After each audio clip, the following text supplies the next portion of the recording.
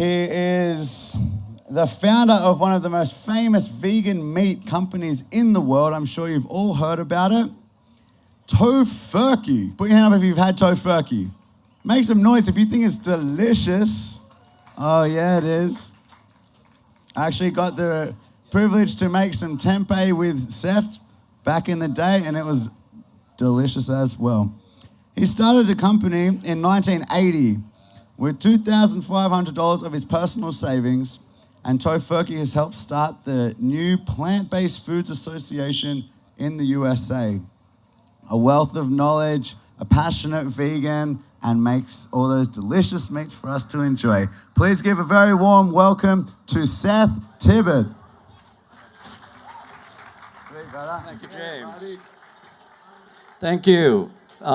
It's great to be here. So I flew over all the way from Portland, Oregon to come to this festival, and I couldn't be happier. You know, I'm going to be talking a lot about what's happening commercially in the U.S. and the world and in Australia, but I got to hand it to you guys.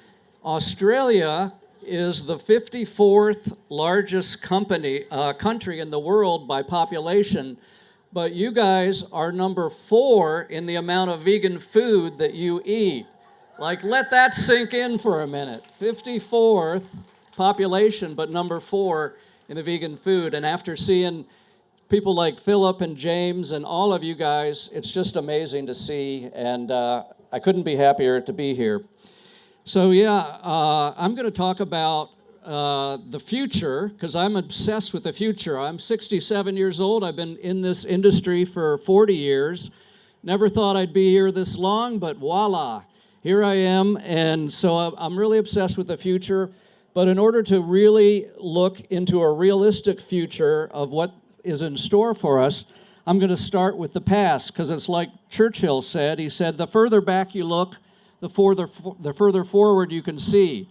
So the past, for me, in the U.S. and also here, started in England and started in the U.K. in the year 1809. And there was this little sect outside Liverpool, a religious group, that the preacher got up there one day and he said, you know, I've been reading this book of Genesis, and right there in the start, it says, you should not be eating flesh. You should be eating herbs and plants and everything. And I think it's pretty clear. So right now, in order to be part of this church, you can't eat any more animal flesh.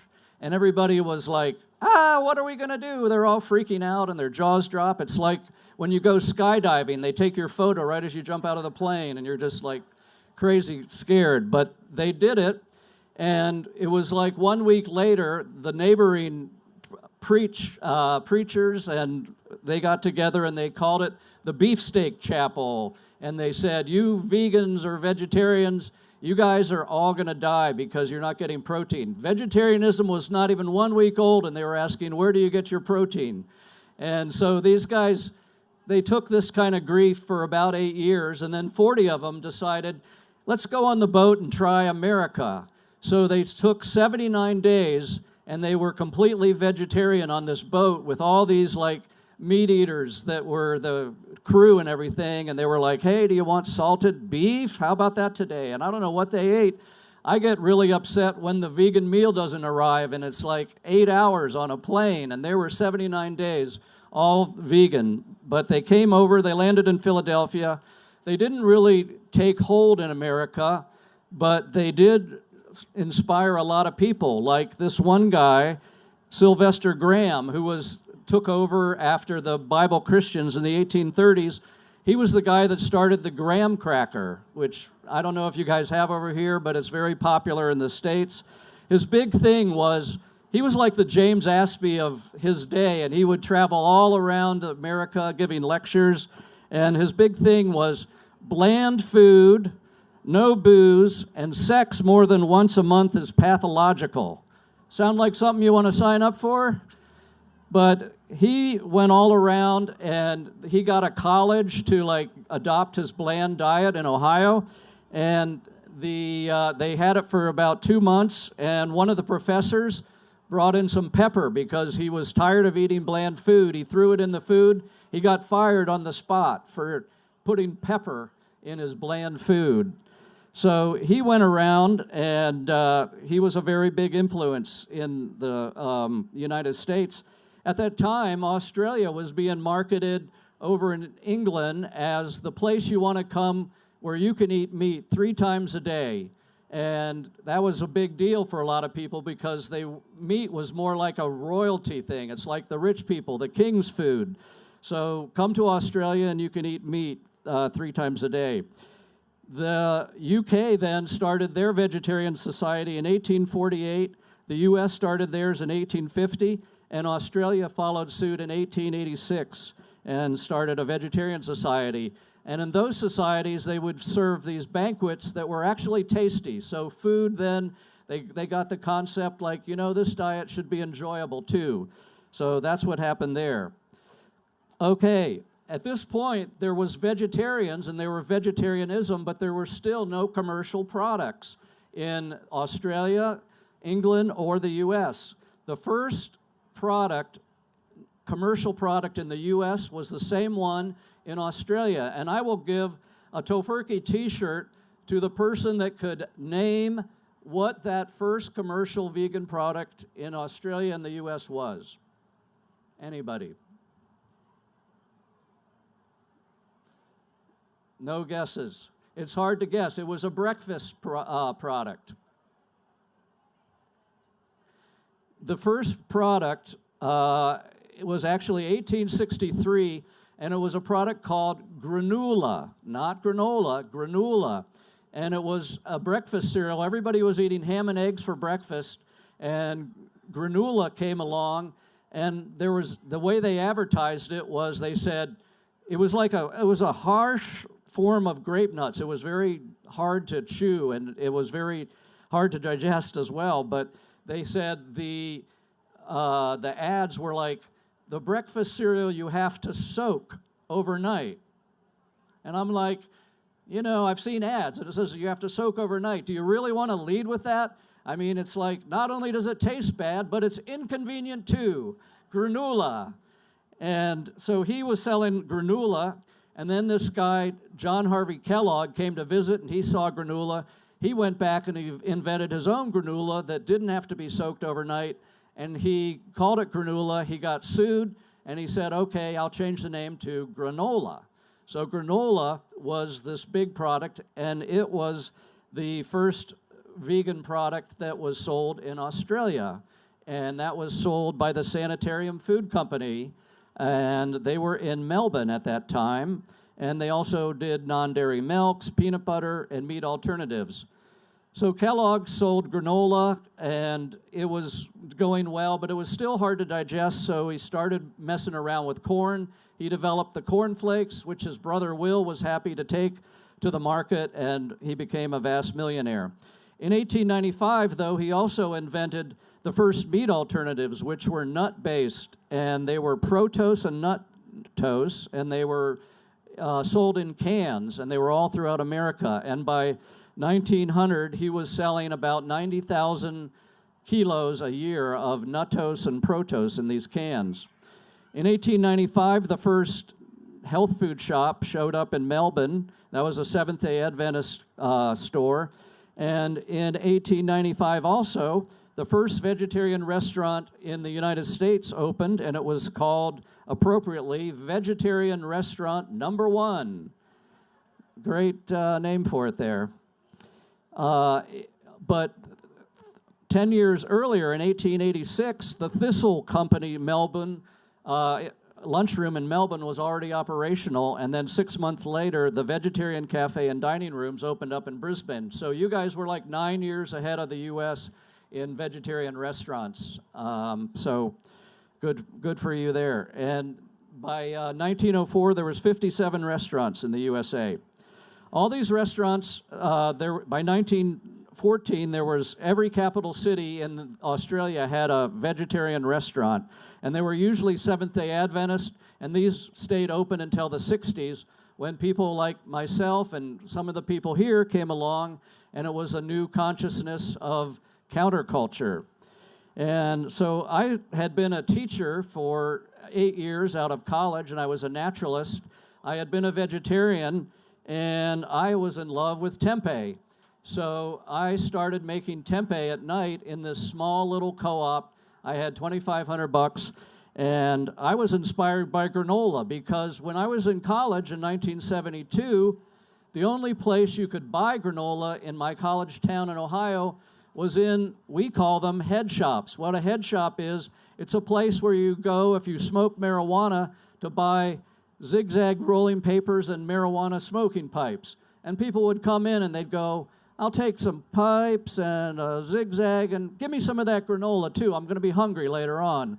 So it was this big thing for granola. But then 5 years later, there was granola all over the supermarkets in this little college town. And I said, tempeh is going to be the same thing. So with that, I started out in 1980, and there was no vegetarian products or vegan products in the supermarkets at that time. It was just a few small little health food shops in Portland, Oregon. And, I wasn't really a business guy. I went to this workshop. After 1 month in business, I said, I should probably take a business class. So I went to this business class, and there was this big guy in a suit, and he had rings on and everything, and he goes to this big room of entrepreneurs. He goes, how many of you guys are out there to save the world? And my hand went up. I was going, yeah, that's me. And I looked around, and I'm like, oh, shit, that's the only hand in the room going up. And then he goes, I thought so. How many of you are here to make money? And everybody went, woo, that's me. And so I was like, man, I'm flunking out of this business thing already. But I think it was the right choice, because for the first 9 years, I took home $31,000. I was living on $300 a month, U.S., all through the 1980s. And that's when I rented 4 trees from my neighbor and built a little tree house, tiny house, and lived there for 7 years. But today, in 1995, we had this moment. There was nothing to eat at the American Thanksgiving. So I teamed up with a friend, and we made the first Tofurky, and it became this big media thing, and it was a big product for it. It changed our lives, and we went from a little cottage industry selling tempeh on the West Coast to a national company selling Tofurky all over the U.S. So now we're in about 25,000 stores all over the world, including some right here in Australia, which we love. We're a family-run independent company. Most of our other competition is now owned by big meat companies who have decided to take a place in there, but we don't want to do that. We love to support nonprofits, and we love to be independent and not listening to the dollars, but more of the mission, because we're on a mission-based company. We're an eco factory. We have LEED certification, which means how green is your building. We have recycled materials throughout the building. We have 400 and something solar panels on the roof. We have free electric car charging stations. It's an amazing place, and it was built by my stepson, who's now running the business, and his name is Jamie Athos. So we see business as a force for global change, and we think that it's incumbent on especially businesses these days, because I don't know about your government, but our government's not so hot on these eco things right now. So we feel like it's up to us and all of us individually to really create a world that we can be proud of. And that's what we hope to be doing. And what we're seeing right now is a total renaissance in the world of plant-based foods. It's incredible. We've been in business, 40 years, so we've seen uptown, downtown, every kind of force and movement. But right now, I've never seen anything like the past 2 years. Supermarkets run on, if they see Woolies or Kohl's, if they get 2% growth a year selling food, they're happy. Right now, the supermarkets in the U.S., and it's the same thing in the U.S., 2% is great. 20% plant-based foods are up 20% right now. Everybody in the plant-based foods space, from Tofurky to Beyond Meat to the Impossible Burgers to Upton's, they're all just struggling to keep up with this incredible demand that's happening. And so meat alternatives actually in March were up 45% from the previous March. So it's amazing growth that we're seeing there. Milk is the big thing. Plant-based milks are 13% of all milk sold in the U.S. right now. 13% is a big number. You know, meat alternatives are great, and we're growing, and it's a big industry, but because there's so much animal-based meat sold, we're still less than 1%. So milk is the real winner in terms of what's going on right now. And once one category of plant-based foods hits, it's really a lot easier for all the other categories to survive too, because people go, well, I'm drinking plant-based milks, why wouldn't I try plant-based yogurts, plant-based meats? And that's what we see happening. I also think that the products that we're seeing now, the taste and the flavor is so much better in the textures than what was in the past, that's what's really driving this big growth in plant-based foods. So, you know, because we really feel like flavor is the thing that lasts. People want their food to taste good. The first plant-based substitutes, you know, they weren't so good. Like take cheese. Cheese is up 43% now, vegan cheese in the U.S., but the first cheeses, they kind of sucked. You really had to be attached to, you know, the vegan would eat them because we'll eat just about, we're just glad to find food, but the crossover market wouldn't. The joke we used to say back then was, did you hear about the fire in the vegan cheese factory? Next day, the cheese still didn't melt. It was like perfect, you know, it couldn't melt. But right now, cheese melts, and it's fantastic. There's all these different cheeses. So cheese is happening, but it's really young. It's only been around for about 20 years right now in the U.S., and I think that animal-based cheeses, which have been around 5,000 years, those things probably didn't taste that great, and they probably had their own jokes when they were first starting. So give us another 100 years, and these vegan cheeses are going to be amazing. Also, one of the phenomenons is the Plant-Based Foods Association. So we have 115 different businesses in America that have all joined together. We have lobbyists that go to Congress and talk about plant-based foods issues. We encourage the Department of Agriculture to tell people to eat less meat.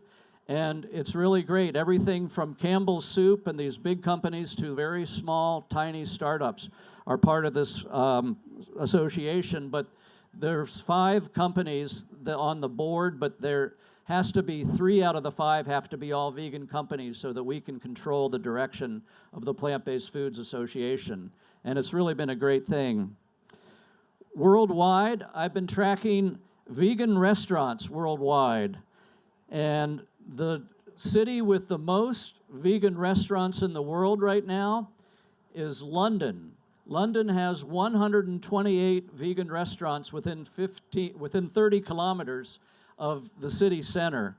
And that's amazing because last October, when I did this same thing, they had 104. So they've added 2 new vegan restaurants every month for the last year. And New York is second at 120. Sydney and Melbourne, both in the top 10. And Adelaide is at 17, so that's good. In a per capita range, when you divide the population by the number of vegan restaurants, the number 1 city in the world for per capita vegan restaurants is Prague, Czechoslovakia. Anybody been to Prague? And, you know, that's pretty easy to eat in Prague. The second biggest city per capita is Portland, Oregon, which is my hometown. And so we love to see that. But this is an amazing phenomenon. So there's, in the U.S. alone, there's something like 26,000 vegetarian and vegan restaurants right now, as opposed to 57 in 1904. So that's a big jump. You know, McDonald's, well, Domino's here is vegan. I haven't had their pizza, but I know that they have it. KFC, Subway, they're all jumping on the board and trying vegan options. You know, I was in Finland, and I went into the McDonald's there, and I had the McVegan burger, and I got to say, it was pretty good. And Finland and Scandinavia is going crazy. I went into the supermarket right next to the McDonald's. There were 53 vegan meat alternatives in the supermarket, 53 in the freezer, and then more in the chilled. So Scandinavia is really hot and happening. I just couldn't believe it. But I love what's seeing going on in Australia here too. I mean, you guys are a world-class vegan market at this point, and it's really impressive. Like people, I think you're going to be seeing more and more vegan products coming in from the United States and all over the world because of all of the great work that you're doing here. So it's really amazing to see. You know, but with all this good news, there also comes pushback because it doesn't escape the people that are selling animal products that this is a hot and happening category. The first thing we saw about was, of course, milk. So the United States government is trying to redefine milk in these laws that are written by the dairy industry, who is seeing their sales are like off a cliff. Milk from animals went from is down 25% since 1990. It's just a race to the bottom. So it's really crazy, but they're being propped up by the government with all these subsidies. The government buys excess milk, it buys cheese, it gives it away, and nobody has come to us at Tofurky yet and said, hey, how you doing? Can we help? So these subsidies are really helping that, but the milk lobby, and their big line is, an almond doesn't lactate, so therefore it's not milk. And Stephen Colbert, which is the American comedian, immediately said, the first person that can put that into their wedding vows gets a free trip to New York. And so a day later, somebody was getting married, and they said, an almond doesn't lactate, by the way. I do. There's also, in our industry, the meat industry there's a state in the middle of America called Missouri, and they have filed a new law that says it is illegal to refer to use the word meat in your packaging unless it is from not a slaughtered animal, but a harvested animal. And so we tried to get other companies to sign on, but they wouldn't. And so we are suing the state of Missouri right now at Tofurky with the help of the ACLU and the Animal Legal Defense Fund in the U.S. So it's really cool because the law, the way it's written, is the fine is $1,000 for an incompliant package and 1 year in jail. Like, I could go to jail for having a vegan package that isn't specified, in the law in Missouri. So it's a crazy law, and we're very hopeful that we can win in that. France is also going through that same thing. The butchers are really being pressed by the vegans. I saw some article with the headline, "Butchers demand protection from vegans." I'm like, you're the guys with the knives, like what? But France has passed a law nationwide and nobody challenged them. So it's in effect right now, and they're going after these small little online companies that we work with. So it's really amazing. So there's a big fight. There's big fights ahead, and we see it as overall a positive thing. As has been said before, I know I heard Philip Wollen say this yesterday. First they ignore you. We've been ignored for years. They laugh at you. Hey, we make Tofurky. We appreciate a laugh. Then they fight you, then you win. So we are definitely in the fight stage, and this is going to be the future, is going to be fight, fight, fight from now on. So that's really what's going on. So, just to compare now where we are and to summarize the then versus now. So, in the last 200 years ago, vegetarianism was really a bunch of small religious groups in Australia, in the UK, and in the United States.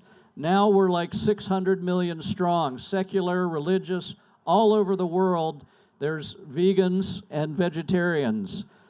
In the USA, there used to be 57 vegetarian restaurants, now 26,000. The market for Nuttos and Protos, the first vegan meat alternatives, was 90,000 kilos in a year. Tofurky makes more than that in a week right now. And the market in the United States is over 50 million plus kilos per year. So great growth there. And in 1980, even when I started, there was $0 for refrigerated meat alternatives in the supermarkets. And now it's like an $850 million category, and it's up 45%. Australia, which was marketed as the meat-eating capital of the world, come to Australia, eat meat, now the number 4 vegan market. So this is the change. So now we got to look forward, and we got to go into the future. And you know, when we would make our Tofurky roasts, I would always get asked the question, you're making, you know, hundreds of thousands of these roasts. Do you ever think they'll be, but they're doing millions of people are eating turkey. Do you ever think that this will change? And I always said, yes, this is going to change. But it was almost wishful thinking. I was really trying to psych myself up to see that this was happening. Now, after, you know, looking at the past and seeing what the growth is present, I am 100% sure that we are going to see this happening in the next 100 years. So here's my predictions for the future. I've got to go into the future here, so I got to put on my future glasses. There we go. Everybody's got these in the future. Look forward to in the future, vegans. You know, global warming's real, in spite of what Donald Trump says. And it's going to really, you know, it's an ill wind that blows nobody good. It's going to force dietary change, because the one thing that we can all do the most, obviously, and I know this is preaching to the choir, but is eating vegan is, there's no way that we're going to meet the climate change guidelines of less than 1% or 1.5 degrees Celsius by 2100 unless there's a vegan revolution. And that is coming. So that's going to happen. The biggest culprit in that is beef. And there's all these articles right now. I think beef will be cut back by 90% by 2100. And if, you know, we have 33% of arable land on Earth is used to feed or grow livestock. 26% of ice-free terrestrial surface on Earth is used for grazing. In all, almost a third of the land on Earth is used for meat and animal products. That can't stand. And, you know, to give you an example of how bad beef is, if we just reduced beef by 90% and people kept eating the same amount of chicken, pork, and eggs and cheese at current levels, God forbid, we would hit the 46 to 74% of reductions needed to meet our climate change goals of less than 1.5 degrees Celsius by 2100. So beef is got to go, and that's got to be the big focus right there. You know, we're going to see this improved taste and texture of plant-based proteins is going to lead to wide acceptance. And I believe that by 2100, 100% of the vegan fast food chains will be common, and they'll be the market leader. It's not going to be anything near what we're seeing now. You know, these guys are all experimenting right now, and one of the hazards of that, I don't know if you use Happy Cow over here when you're traveling. There are going to be so many vegan restaurants, Happy Cow is going to be out of business.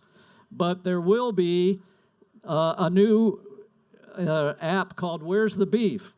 And the meat eaters are going to use that to find the beef restaurants that are still selling meat in 2100. They'll be like driving all over town looking for these things, and they won't be able to find them without an app. So Happy Cow's out, Where's the Beef's in. Too bad for those guys, Happy Cow. They're great people. Animal-based meats will be widely taxed by nations. And, you know, just like tobacco and carbon emissions are taxed, sugar's taxed. The first global analysis of meat taxes done in 2016 found levies of 40% on beef, 20% on dairy products, and 8.5% on chicken would save 500,000 lives a year and slash warming emissions. So meat will be taxed, and the taxes will go to promoting healthy, environmentally sane, sustainable food. Animal-based milk, it's going to be gone by 2100. There'll be no animal-based milks. It'll all be plant-based, and that's going to be a great day. And as far as meat goes, plant-based meat consumption will reach a market share of over 50% by 2100, and cellular meat will be at 20%. So that means we're at 70%. Once we're at 70%, we'll be writing the laws. We'll be telling them what they can call meat and what they can't call meat.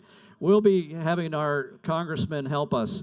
And the other thing is plant-based subsidies will replace all animal-based subsidies. So that's going to be exciting.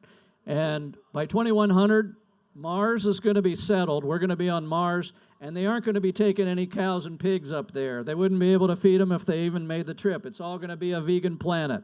So Mars is the first vegan planet. And get back to reality. This is all gettable, people. You know, this is going to happen. I'm sure of it. You know, as much as I've seen the growth and the incredible change, even in my lifetime of the last 40 years, it's really on board.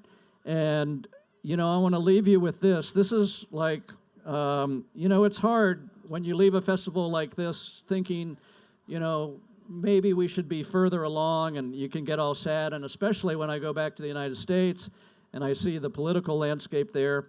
A friend sent me this the day that Donald Trump was elected, and it's a great thing to keep in mind. And this comes from The Sun magazine, and it says, "Resist thinking that this is all there is. Realize that for every ongoing war and religious outrage and environmental devastation and political lie, there are 1,000 counterbalancing acts of staggering kindness and generosity happening all over the world right now on a breathtaking scale, from flower box to cathedral.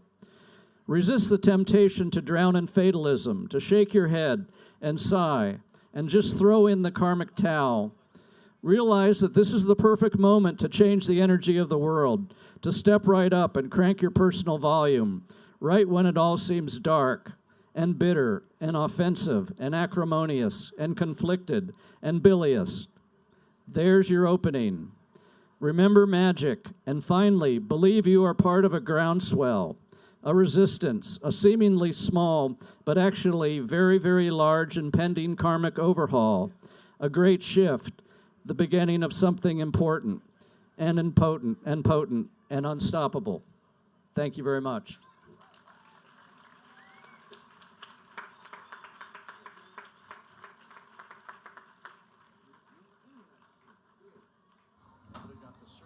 Way to go, man. One more huge round of applause for Seth Tibbott, everyone. Thanks, Seth. Thanks for making delicious vegan food for us.